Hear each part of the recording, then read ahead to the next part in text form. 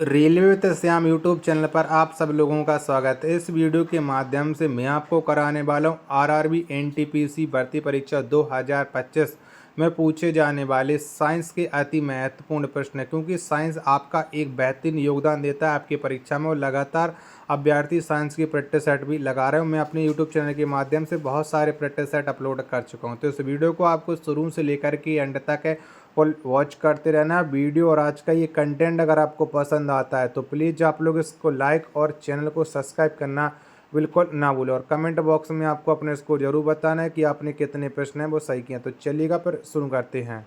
तो पहला प्रश्न आ जाता है कि आकाश में तारे किस कारण टिमटिमाता दिखाई देता है। तो बताओ किसके वजह से आकाश में तारे दिखाई देते हैं। प्रश्न संख्या 1 का राइट आंसर क्या हो जाएगा। तो ये प्रकाश के अपवर्तन के कारण दिखाई देते हैं। 1 का बी ऑप्शन राइट आंसर हो जाएगा। दूसरे नंबर का प्रश्न आ जाता है कि दूध का घनत्व किससे मापा जाता है। तो बताओ किससे मापते हम दूध के घनत्व को। दूसरे नंबर प्रश्न का राइट आंसर क्या हो जाएगा। तो इसको लैक्टोमीटर के द्वारा दूध के घनत्व को मापा जाता है। दूसरे नंबर प्रश्न का सी ऑप्शन आप लोगों का करेक्ट आंसर हो जाएगा।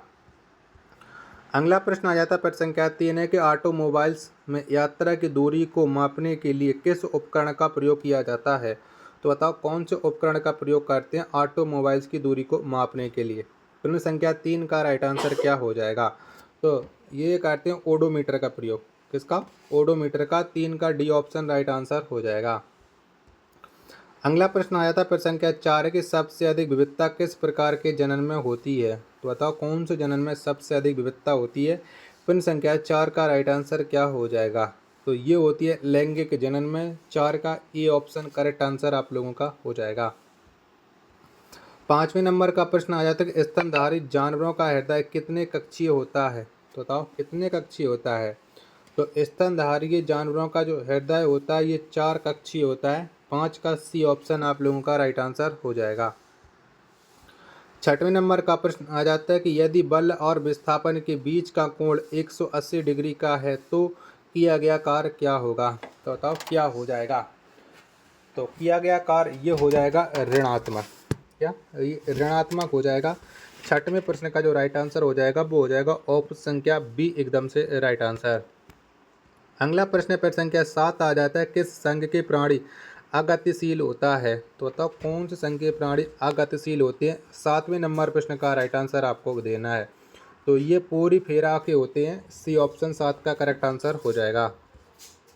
8वें नंबर का प्रश्न किसे मानव शरीर का सैनिक कहा जाता है। तो बताओ में से किसको कहते हैं मानव शरीर का सैनिक। 8वें नंबर प्रश्न का राइट आंसर क्या हो जाएगा। तो WBC को कहा जाता है मानव शरीर का सैनिक। 8 का बी ऑप्शन आप लोगों का करेक्ट आंसर हो जाएगा। 9वें नंबर का प्रश्न आ जाता है कि एक वस्तु की स्थितिज ऊर्जा ऊंचाई के साथ किस प्रकार प्रदर्शित करेगी। तो बताओ कैसे प्रदर्शित करेगी। प्रश्न संख्या 9 का राइट आंसर आपको बताना है। तो ये प्रदर्शित करेगी वृद्धि होगी, यानी 9 का बी ऑप्शन आप लोगों का करेक्ट आंसर हो जाएगा। 10 नंबर का प्रश्न आ जाता है कि अवतल दर्पण का दूसरा नाम क्या है। तो बताओ क्या हो जाएगा। 10 नंबर प्रश्न का राइट आंसर। तो अवतल दर्पण का जो दूसरा नाम हो जाता है वो अभिसारी दर्पण है। 10 का बी ऑप्शन आप लोगों का करेक्ट आंसर हो जाएगा। अगला प्रश्न आ जाता है प्रश्न संख्या 11 कि दूरदृष्टि दोष से पीड़ित व्यक्ति के नेत्र में वस्तु का प्रतिबिंब कहाँ पर बनता है। तो बताओ कहाँ पर बनता है। तो वस्तु का जो प्रतिबिंब बनता है वो रेटिना के पीछे बनता है, यानी 11 का ए ऑप्शन करेक्ट आंसर आप लोगों का हो जाएगा। अगला प्रश्न आ जाता है प्रश्न संख्या 12 कि आवर्त सारणी का आविष्कार किसने किया। तो बताओ किसके द्वारा आवर्त सारणी का आविष्कार किया गया था। 12 नंबर प्रश्न का राइट आंसर क्या हो जाएगा। तो ये दिमित्री मेंडलीव के द्वारा आवर्त सारणी का आविष्कार किया गया था। 12 का डी ऑप्शन करेक्ट आंसर हो जाएगा। आशा और उम्मीद करता हूँ कि ये वीडियो और आज का ये कंटेंट आपको ज़रूर पसंद आ रहा होगा। तो प्लीज़ वीडियो को लाइक और चैनल को आप लोग सब्सक्राइब करना बिल्कुल ना भूलें। 13 नंबर का प्रश्न आ जाता है कि अल्फांसो किसकी एक किस्म है। तो बताओ ये किसकी किस्म है अल्फांसो। 2 ऑप्शन आप लोगों ने देख लिए। बाकी के 13 नंबर प्रश्न के 2 ऑप्शन मैं आपको और दिखा रहा हूँ, जिससे आप लोग ये डिसाइड कर सकते हो कि अल्फांसो किसकी एक किस्म है।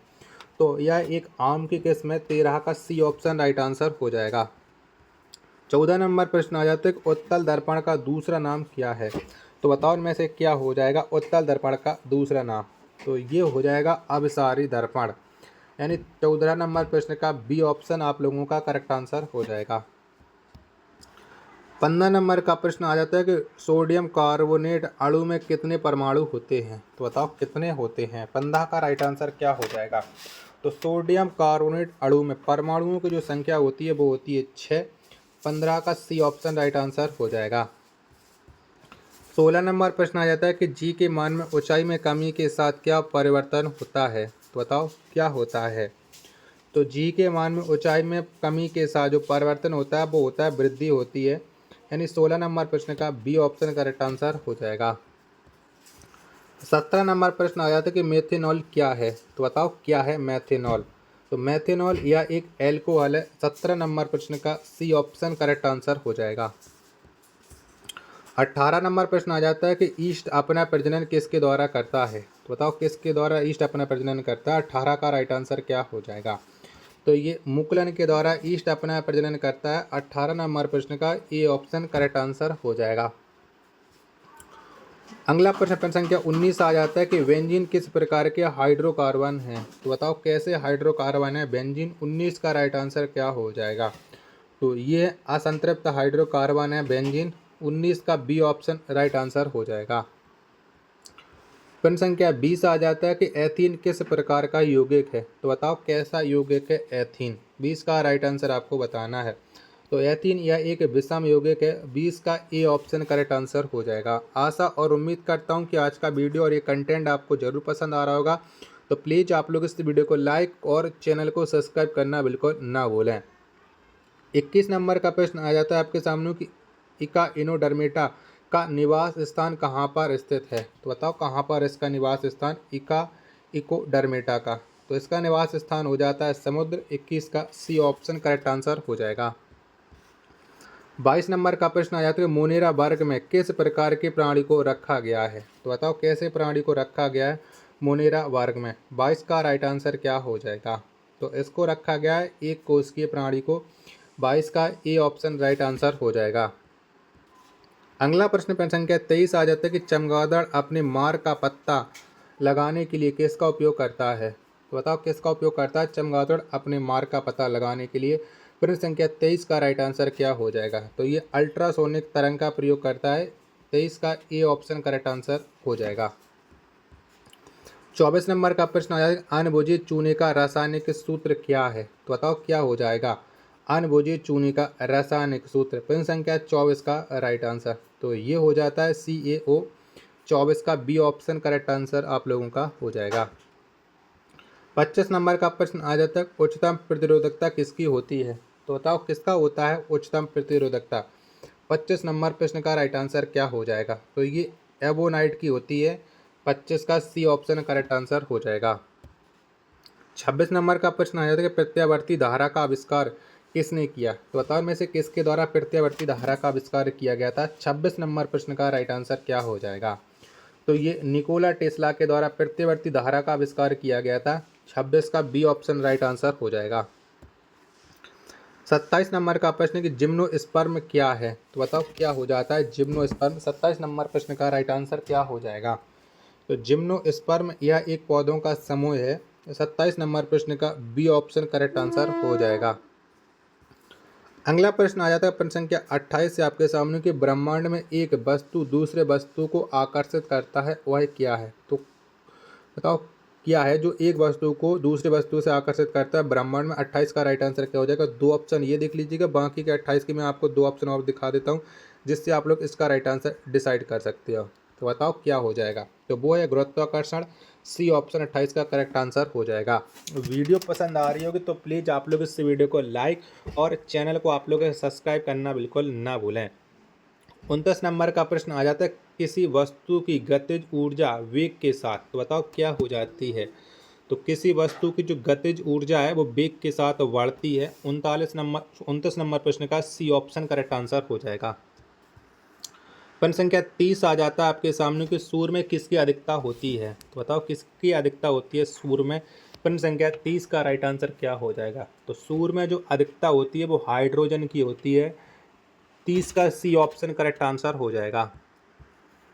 31 नंबर का प्रश्न आ जाता है, किसी वस्तु द्वारा लगाए गए बल के लिए यदि क्षेत्रफल कम है तब दाब पर क्या प्रभाव पड़ेगा। तो बताओ क्या प्रभाव पड़ेगा। तो दाब पर जो प्रभाव पड़ेगा वो बढ़ेगा, क्या दाब बढ़ेगा। 31 का सी ऑप्शन करेक्ट आंसर आप लोगों का हो जाएगा। 32 नंबर का प्रश्न आ जाता है कि विस्थापन न होने पर किया गया कार्य किस प्रकार की होगी। तो बताओ कैसा हो जाएगा विस्थापन न होने पर किया गया कार्य। 32 नंबर प्रश्न का राइट आंसर तो ये हो जाएगा शून्य, सी ऑप्शन 32 का राइट आंसर हो जाएगा। अगला प्रश्न संख्या 33 आ जाता है कि जड़ों से खाद्य पदार्थों का परिसंचरण कौन करता है। तो बताओ किसके द्वारा ये परिसंचरण होता है जड़ों से खाद्य पदार्थों का। तो ये हो करता है जाइलम ऊतक। 33 का डी ऑप्शन करेक्ट आंसर हो जाएगा। अगला प्रश्न संख्या 34 आ जाता है कि आवर्त सारणी के समूह 17 में सबसे कम अभिक्रियाशील मूल तत्व क्या है। तो बताओ कौन सा है। तो आवर्त सारणी के समूह 17 में जो सबसे कम अभिक्रियाशील मूल तत्व हो जाता है वो हो जाता है आयोडीन। क्या आयोडीन हो जाता है। 34 का C option right answer. 35 number प्रश्न आ जाता है कि पृथ्वी की आयु किस विधि के द्वारा ज्ञात की जाती है। तो बताओ कौन सी विधि से हम पृथ्वी की आयु ज्ञात करते हैं। 35 नंबर प्रश्न का राइट आंसर क्या हो जाएगा। तो ये यूरेनियम विधि से की जाती है। 35 का सी ऑप्शन करेक्ट आंसर आप लोगों का हो जाएगा। अगला प्रश्न आ जाता है प्रश्न संख्या 36 से कि पुंकेसर फूल के कौन से भाग में स्थित है। तो बताओ कौन से भाग में स्थित है पुंकेसर फूल के। 36 नंबर प्रश्न का राइट आंसर क्या हो जाएगा। तो ये स्थित है नर भाग में। डी ऑप्शन 36 का राइट आंसर हो जाएगा। 29 नंबर का प्रश्न आ जाता है एक्टिनियम का परमाणु संख्या कितनी है। तो बताओ कितनी है। तो एक्टिनियम की जो परमाणु संख्या हो जाती है वो हो जाती है 89। 37 का डी ऑप्शन करेक्ट आंसर आप लोगों का हो जाएगा। 38 नंबर का प्रश्न आ जाता है कि गुरुत्वीय त्वरण जी का मान गिरने वाली वस्तु के किस पर निर्भर करती है। तो बताओ किस पर निर्भर करता है। तो गुरुत्वीय त्वरण जी का मान जो वस्तु गिरती है उसके द्रव्यमान पर निर्भर करता है। 38 का ए ऑप्शन करेक्ट आंसर हो जाएगा। अगला प्रश्न आ जाता है प्रश्न संख्या 39 है, जर्म के सिद्धांत का प्रतिपादन किसने किया। तो बताओ किसके द्वारा जर्म के सिद्धांत का प्रतिपादन किया गया था। तो ये प्रतिपादन किया था लुई पाश्चर ने। 39 का सी ऑप्शन आप लोगों का करेक्ट आंसर हो जाएगा। और अंतिम प्रश्न आ जाता है आज के सेट का, ध्वनि किस माध्यम से नहीं गुजरती है। तो बताओ इनमें से कौन सी माध्यम से ध्वनि नहीं गुजरती है। पेन संख्या 40 का आंसर आपको देना है कि 40 का राइट आंसर क्या हो जाएगा। तो ध्वनि ये निर्वात से नहीं गुजरती है। 40 का डी ऑप्शन करेक्ट आंसर हो जाएगा। आशा और उम्मीद करता हूँ आज की वीडियो और आज का ये कंटेंट आपको ज़रूर पसंद आया होगा। तो प्लीज़ आप लोग इस वीडियो को लाइक और चैनल को सब्सक्राइब करना बिल्कुल ना भूलें। मिलते हैं पर अपने एक और नेक्स्ट वीडियो के साथ, तब तक के लिए धन्यवाद।